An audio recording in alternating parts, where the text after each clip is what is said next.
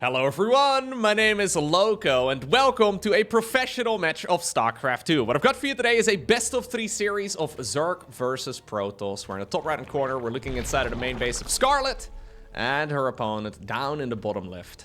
We have none other than MaxPax. For some reason, it feels like it's been forever since I last had a look at MaxPax game. I mean, I've referenced a lot of his strategies, I bring him up all the time, but I haven't actually seen MaxPax actively play a game in like 3 weeks. There have been a lot of big StarCraft 2 tournaments as of late. A lot of the games I've been casting have been from those large tournaments, and well, as you probably know, MaxPax does not compete in offline tournaments, and because of that, I haven't really had a look at any of his games. Now, he's been successful in the online cups. Obviously, a lot of the pro gamers have been traveling to and from events, and MaxPax in the meantime just chipping away, basically destroying all of the online competition, but still choosing not to participate in any of the big events himself, which is a little bit sad. I don't know if they've changed some of the rules. So a few years ago, MaxPax would always be like, well, maybe I will show up at your tournament, and then, you know, he would win a qualification slot in an online qualifier, and then decide, you know what, I'm actually not gonna do it. I don't know if they've, like, prevented him from playing now, or if he's just choosing not to participate in those, like, satellite tournament, right? Where you basically, like, you play in the main event, but then it also seats you into, for example, another tournament, which in this case would be the EWC. Anyway, MaxPax hasn't been playing in any of the tournaments I've been watching as of late, and it'll be nice to see where he is currently at. An absolute monster. As of me casting this, if you look at his statistics, he is still the highest ranked Protoss player on the planet. Even though the heroes of this world, the classics of this world, have been having a lot of success winning events here and there, winning the premier tournaments, MaxPax, technically at least, as far as the statistics go, he is still outperforming them. Scarlett, of course, an absolute legend. Always an absolute channel favorite, right? I mean, I noticed that every single time I upload a video featuring Scarlett, the views immediately skyrocket. People love watching Scarlett play, even though she's not really participating in a whole lot anymore these days. It seems that lately she's been stepping up once again. And it'll be nice to see what she can do against somebody of MaxPax's caliber, but I do feel like this is going to be an uphill battle for Scarlett, mostly just because MaxPax doesn't really make a lot of mistakes. So when MaxPax gets the ball rolling, and he actually gets to play the game that he likes to play, it seems to be extremely difficult for anybody to slow him down. MaxPax always looks a little bit weaker when he's in a situation that he hasn't really been in before, or whenever he makes like a mistake early on, like say he loses one of his oracles or whatever, or like not all of the puzzle pieces fit together perfectly for him. That's when he seems to struggle a little bit more, but when MaxPax is cruising, there's really nobody better at playing Protoss than he is. Oracle number 1 coming up. 2 adepts though, already going to town. The dance here is good by the drones. Keeping everything around for now. Not a single worker has died. We do need to see a spore crawler or 2 though, because otherwise those oracles are just going to make things a lot more difficult. Scarlett does, however, have an overlord right next to the Stargate. So she will see a little bit of a supply block for Max. Washed up. A 3-second supply block. It is the end of the world. MaxPax is a human after all. That's crazy. I've seen a lot of rumors over the years as to who MaxPax is. We do have now the adepts swooping in together with the Oracle. Good movement there on the Oracle, but a load of drones are going down. Spore crawler or not, this is still difficult. Yeah, I've seen a lot of people even hypothesize that maybe MaxPax could be an artificial intelligence. Now that would make him an artificial intelligence with a very Danish accent. I mean, it's technically possible, don't get me wrong, but I would be surprised. Third Nexus here going up. I've seen some people say that he might be a Danish prince. I've seen some people say that he might be a golden retriever or an artificial intelligence, maybe a combination of all 3. I think he's probably just a shy gamer who's extremely good at StarCraft. But anyway, Oracle trying to swoop back in. 6 workers for 2 adepts and a bunch of Zerglings too, actually. Not bad whatsoever. The third base is still at a pretty ordinary timing, although it's not quite the fastest possible third for Protoss in 2025. Blink is going to be on the back of this though, together with the Forge. Last time I did see MaxPax play, one of the things that he did that I really, really liked is that he actually pushed right before Blink was done. I feel like that is the next step in the way that Protoss players are likely to go up against a Roach-based early game from the Zerg. It seems that pushing right before Blink is done is going to force Zergs to make units earlier than they really want to. And it always seems to slow down their eco quite a bit. Scarlett is going for +1 melee now. That's an extremely late +1 melee. There is no Roach Warren, no Baneling Nest, no Hydra Den, no nothing. There are 10 Overlords coming up, though. I think she's in a world of trouble. If MaxPax decides to commit, so look, this is what I'm talking about. This is an attack before the upgrades kick in, which normally is a terrible idea. I think for pretty much any timing-based attack in StarCraft 2, attacking before upgrades are done is a massive risk. But in the way that the current meta works for ZVP, I think moving out at this point in time is actually very clever. Because now Scarlett stops droning at just 55. MaxPax still making probes. Assuming, though, you don't actually lose these Stalkers, right? Like, that is the big if. If you get them all surrounded right now, or if +1 melee would already be done for the Zerg, this could be really fishy. It's just Zerglings, by the way, for Scarlett. No Baneling Nest, no Roach War, no Hydras, no nothing. No Infestation Pit to go towards a Hive. So actually, I think in this kind of circumstances, we do have now the final hit of that Stalker going down onto the Queen. Queen does fall, but so does the Stalker. I wouldn't mind if... Ooh, Spire. Okay, if MaxPax decides to chill. MaxPax really wants to kill this base. I wonder if it's an overextension. Can we start the recall up? God, okay, we will recall. Hatchery does fall. Well, Oracles live. And you know what? That was only 4 Stalkers going down. One of them died to that, well, Queen earlier, so 3 Stalkers going down there in total. MaxPax is so scary. Now, the one thing MaxPax doesn't know is that there's a Spire underway. But then again, if you are MaxPax right now, you haven't seen anything but Zerglings and Queens. So, it should at the very least set alarm bells off. This is still, though, a dangerous time for the Protoss. Because Storm isn't yet done, Charge isn't yet done, this 4th Nexus is certainly not going to happen. And the amount of units at this point for the Protoss is very, very low. High Templar decide to throw water balloons at the Zerglings as well, just to help out. MaxPax never seems to chrono boost the Templar Archives, which I find very interesting. Every time I switch to the Templar Archives in a pinch like this, I'm like, oh my god, this needs to be done. We never see the freaking chrono boost. Look at that, he's using chrono boost on a Robo facility. Apparently, we don't need this upgrade anytime soon. Well, Scarlett is now going to be able to transition towards Mutas and do so entirely unscouted. Of course, though, Archons and Stalkers and High Templar, all of this is great against Mutas, assuming you can actually see them coming in. The 3rd base is nicely protected. The natural and the main base, however, not so much.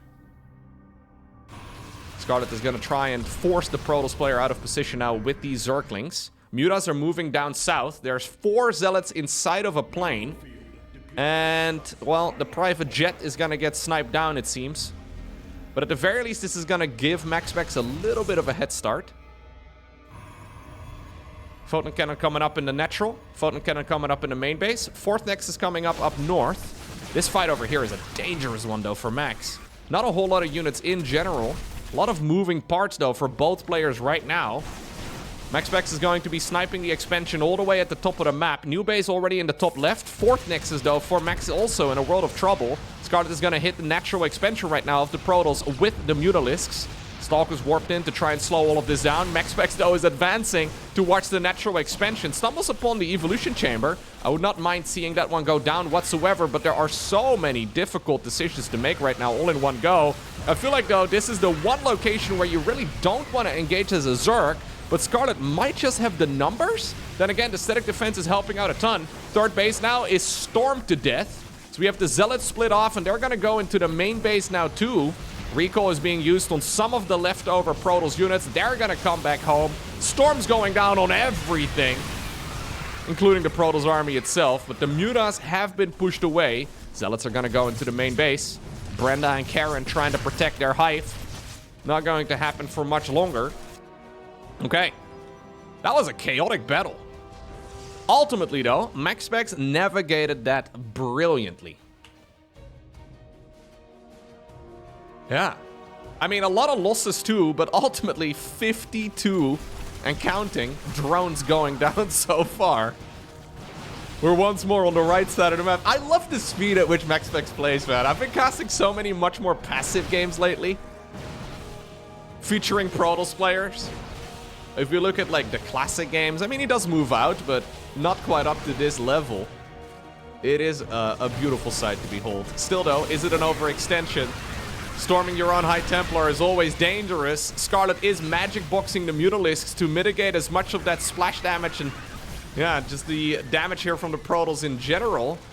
I believe, though, that Scarlett's economy is just no longer good enough to really keep this going. She does have one base in the top left that I don't think MaxPax knows about. No. MaxPax does not know about the hatch in the far top left. However, there's only 3 drones. If this was fully mining, it would be phenomenal, and Scarlett is likely gonna get spotted? Maybe not. Oh, he's checking for the creep spread. Does see the creep spread. We'll probably notice it on the minimap right now. One Zealot is gonna be split off from the rest. In the meantime, Max is going into Phoenixes. Phoenix, Archon, Zealot, Storm. This hatchery over here is not gonna live for much longer. Drones are forced to evacuate the top left too. This game is not yet over though. I'm just a little afraid for when MaxPax actually decides to just go and chill for a little bit. Because I think MaxPax can heavily outproduce the Zerg at this point in time if he is giving himself a little bit of time to breathe. One Zealot denying the entire mining there, and that means that effectively all of the income right now of Scarlett is coming from a third base that is running out. There's still a bit of mining in the main base too, so it's better than nothing, but the dance of the Mutas versus the Phoenixes. One Phoenix does fall. It should technically never happen, right? With perfect micro, one Phoenix can technically take out an infinite amount of Mutalisks.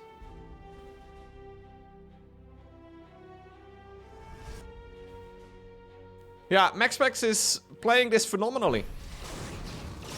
These are very complex games to navigate, and he's doing so really well. I mean, I wouldn't call this flawless.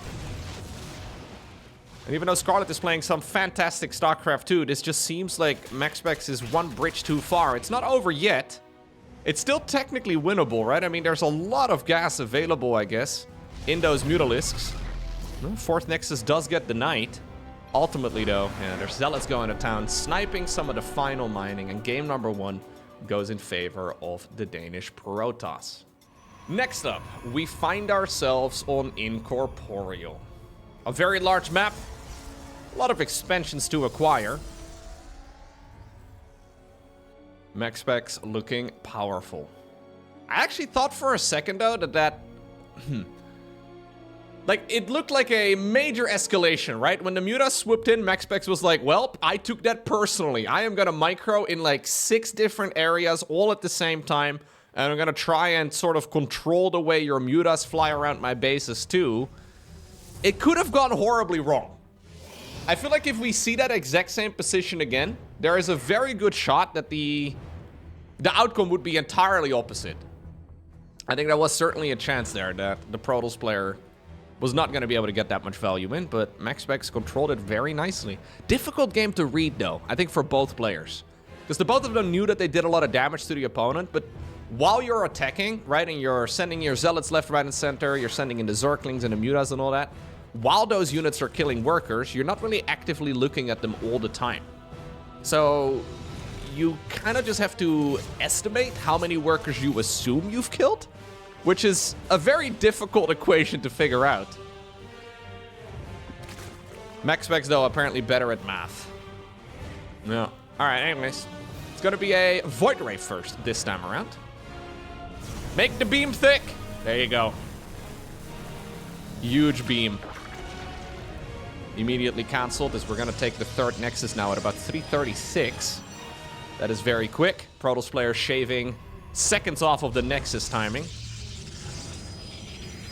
They've been actively shaving ever since, like, I don't know, the 5-minute Nexus timing in, like, 2015. It's a couple seconds here and there, and now we've gotten it all the way down to about 3.5 minutes. I really don't think you can go lower than 3.5 minutes for a third Nexus timing, but ask me again in about a year. In a year from now, it's like 320 is the normal timing for the Nexus. In another 5 years, you will just start the game with a third base. We just go Nexus into Nexus, and then eventually make a gateway. I don't know. Anyways, it seems very rapid, but because of that Oracle recharge ability, you can keep a lot of those bases alive, because the Oracle really doesn't... Well, the energy recharge ability, right? The Oracle never really runs out of energy. Zerg can technically kill it. This is already a nice start, though, for Max. Killing 3 Overlords just like that. Can we maybe move the Adept over there? Okay, instead we're gonna hug. Oracle has to come back. Oracle is already actually putting in some work on the other side of the map, killing 4 drones. Not bad whatsoever either. Those 2 flying units have been putting in some work. The Adepts, though, did not live for long enough here. Yep. They did buy time for the Oracle to swoop back home and make this game very playable still for Max. Losing the third is painful. Losing the Void Ray, likewise, also painful. That's a bit of a mistake. Can Scarlett really capitalize on this, though? So there are now attacks that the Zerg player can go for, right? She could, for example, go into a Queen drop. She could go into, like, a Nidus push.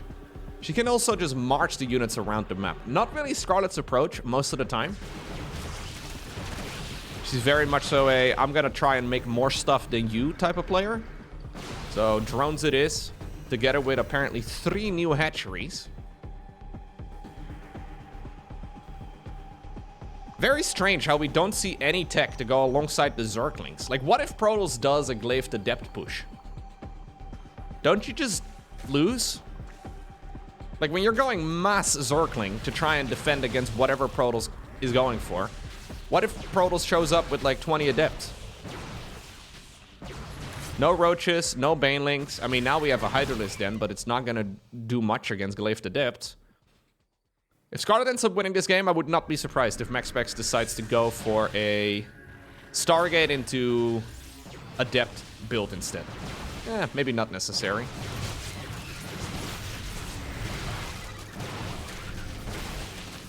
Still though, this attack is not nearly as successful now. At the very least, the hatchery lives. And keep in mind, this is effectively a backup 4th. So last game, MaxPax ended up killing the opponent's 4th. Now Scarlett has 2 4th bases. You could consider one of them a 5th base, I suppose. But in my mind, and Zerg players will be able to back me up for this, okay? In my mind, this is a secondary 4th rather than a 5th base. Because you really only need to saturate one of them. It's a double expand, mostly just so at least one of them will likely survive. Now both of them survive, which is about the best case scenario here for the Canadian Zerg. Storm, though, is coming. It's about halfway done. Never Chrono Boost. Never Chrono Boost.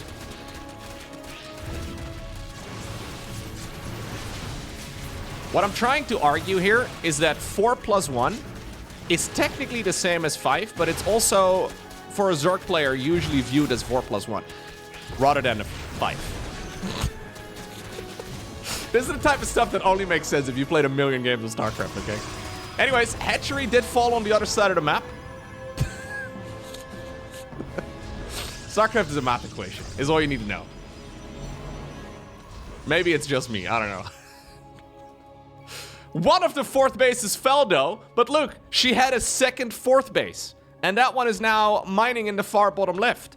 And MaxPax doesn't know of the existence of that base.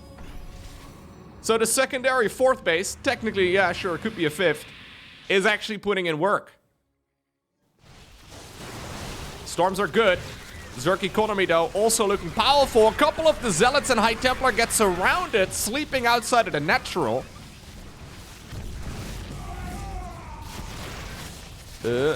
Charge is also not quite done in time. I think MaxPax can defend this eventually, but it's a lot of losses. Nicely done here by Scarlett.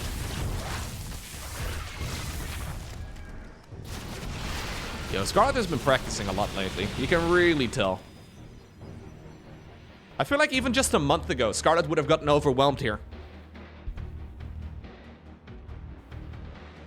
Playing MaxPax, though, very, very nicely.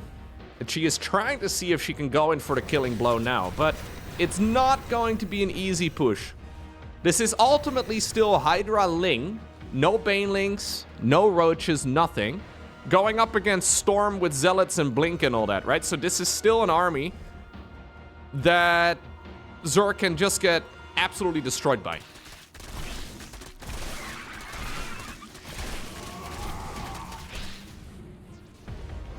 Especially if you go down a ramp into a choke point like that, you can get overwhelmed. Zealots hunting down the queens, and this is what MaxPax does to try and buy time. Massively behind, though, in the supply count at this point. Storm could be a juicy one. Yep, not bad whatsoever. Another Storm needed down south. Is there enough, though? That's the question. Is there enough right now for MaxPax to actually defend? He is once more doing the classic MaxPax timing attack, or counter-attack, rather, with a bunch of Zealots in the bottom left-hand corner that are ultimately trying to stabilize the game, but these Zerglings are putting in so much work. Despite the fact that Scarlett is going to be pushed away here, despite the fact that MaxPax is dealing some damage over here in the bottom left too, I think those 22 lost workers here are going to be very difficult to come back from. If MaxPax would have run the probes, I think it would have been a hell of a lot better. Yeah, and this now has the opportunity here, right? This is now the situation that Protoss is in, right? Where it can actually... Zerg can actually overextend very easily from here. Ultimately, this is Hydra Ling on just 56 workers. And there's still a lot of damage available. Scarlett is going to try, though, and get this game over with right here, right now. She might just have the numbers. No energy anymore on those Templar to cast another Psy Storm. Maybe morph them into an Archon or two. I mean, you kind of also do want to keep some of them around for a future Storm. Energy recharge is currently on cooldown, but it will be available again in a little bit. Some energy has indeed regenerated, but this time around, rather than backing up, Scarlett decides to micro the Hydralisk further forward. No GG? Did MaxPax just rage quit? He must have... What? Really? In my mind, MaxPax is... I don't really know anything, right? But in my mind, he's not somebody that rages particularly quickly. I mean, the entire way that he plays the game is on the outset extremely frustrating. Like, basically, with the style that MaxPax plays, you have to lose a ton of games to get good. And generally speaking, when you play a ton of games, at some point you pretty much disassociate GGing and raging. I mean, there was no GG, though. Not a single GG was spotted. All right, well, it does mean that we go to game number 3 after Scarlett played a very nice second game in this series. And the deciders match will take place on Pylon. Looks like we're gonna go for a proxy hatch. This is playing exactly into MaxPax's strength, though. But Scarlett is apparently not afraid to go mix it up. Yep, there we go. Proxy hatchery will be planted right over here inside of the natural expansion of the Protoss. Now, usually the effect that this has on most Protoss players out there is that they freak out and they forget how to play. That's the entire intended purpose here.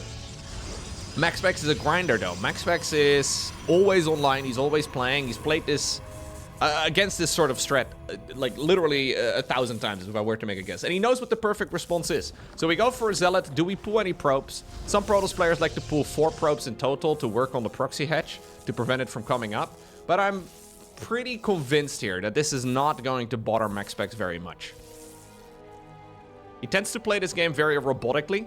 So if A, then B. And this is an A that pops up pretty frequently, you know? So he can have a variety of responses against this, and I think all of them will be fine. Ultimately, this rarely is going to be a cost-effective start for Zerg.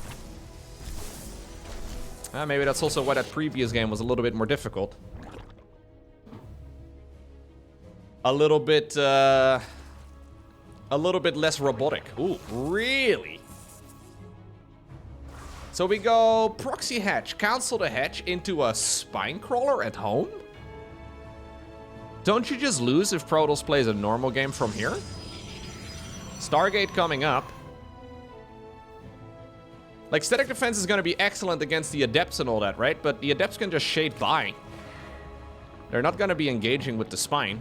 I think Scarlett is going to cancel that spine.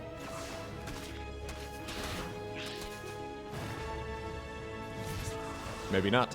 I mean, there's still a Zealot available, I suppose. Yeah. Okay, so ultimately, this is the position now that you're in as a Zerg player. Was this proxy hatch beneficial?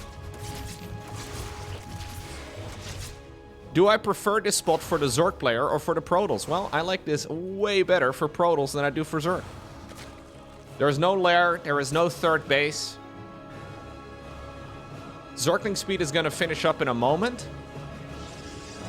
Oracle production, though, has begun. Obviously, the Protoss' natural is also quite late, right? And I guess the idea for Scarlett is that she is throwing MaxPax off of his, like, predetermined game plan and, like I said, a pretty robotic approach in general, and now you have to be thinking on the fly a little bit more. Like, this is less explored territory, I guess, so to say, but I don't think MaxPax is going to be too bothered by any of this. Anyways, third hatchery is coming up. We're going to go Oracle into Void Ray. Interesting. One of the Adepts did die. Oracle is going to swoop around the side, it seems, or at the very least it's thinking about it. I mean, there's two Overlords here, so this is very easy to spot for Scarlett. Creep Tumor is going to go down. Third hatchery is now going to be seen as well. I wonder if the Void Ray can actually just go across the map and kill it. Maybe kill the Overlord and then try to go across the map. I think you can actually just kill this. How is Zerg going to hold on? If you force the Queens off creep, you just killed the Creep Tumor over here. If you force the Queens off creep, I think that will work out just fine. Or maybe bait all of the Queens into the main base and then use the Void Ray to get across. Drones have been running for a while already in this game, and they're going to have to continue doing their little loop around. Adepts do commit now to the natural. That Spine Crawler from earlier still helping out. Void Ray is going to join in the fray. I think at this point, though, the hatchery is probably far enough. Yeah, it's going to be okay. Zerg is going to be able to keep it all around for a little bit longer. No third Nexus yet, though, here for MaxPax. Oh, Void Ray taking a lot of base damage. No third Nexus. And now we see the Twilight Council and the Forge coming up together with a third Nexus. There we go. So all of this is all in a different time than what we normally would assume. I still think going Glaive to Depths here is better, or even Charge first is better than going Blink. Then again, though, I wouldn't be surprised if MaxPax is just gonna go Blink here, because it is the more well-rounded strategy, of course. Well, we have a load of gateways coming up. What do? We do Charge! We do Charge with +1? Charge with +1 is not a bad choice. So what Scarlett has been showing the Zerg so far throughout this series is a heavy focus on Zerglings early on. Zerglings obviously deal with Adepts and Zealots reasonably well, but not great. And with +1, they two-shot the Zerglings, the Zealots that is, they two-shot the Zerglings rather than three-shot. It's a big upgrade and a very large damage boost against this particular army that the Zerg is going for. Then again, though, Scarlett has gone for a quick +1 melee too. Those numbers don't sound quite as exciting, but obviously Zerglings attack very rapidly and they do deal way more damage. This is going to be one of those glass cannon unit compositions going up against another glass cannon unit composition. Scarlett building up the drone count, though. Now finds herself at a full 3-base saturation already. Fourth hatchery coming up. This attack that MaxPax is cooking up needs to deal damage. A significant amount of it, too. There is no robo facility, so no way to really quickly reinforce this. Completely unscouted, though. Scarlett does not have any vision on the other side of the map. MaxPax decides to go for an all-in. This is it. Is there enough for the Protoss player here to overwhelm the Zerg? There's very little micro potential. All you really do is A-move and then let Tassadar take the wheel. Hydras are spawning right now. Zealots technically, though, work with those as well. Yeah, and so far the Zealots are having a good time. Not a lot of drones have died just yet. Spinecrawler from the early game, by the way, has been routed on over towards the third. It is going to die now, and Scarlett cannot stop the flood of zealots. That was close. That was very tight. I think that could have been an absolute disaster there for the Protoss player, but MaxPax just narrowly brings it home. If he would have been like one warp in later, or if he would have been like 30 seconds delayed with any of his execution, this game would have been an absolute disaster for Protoss. But MaxPax, once more, strikes when the iron is hot. He gets the win, but he had to actually fight for this one way more than I anticipated, which is exciting because it means that Scarlett is improving rapidly again.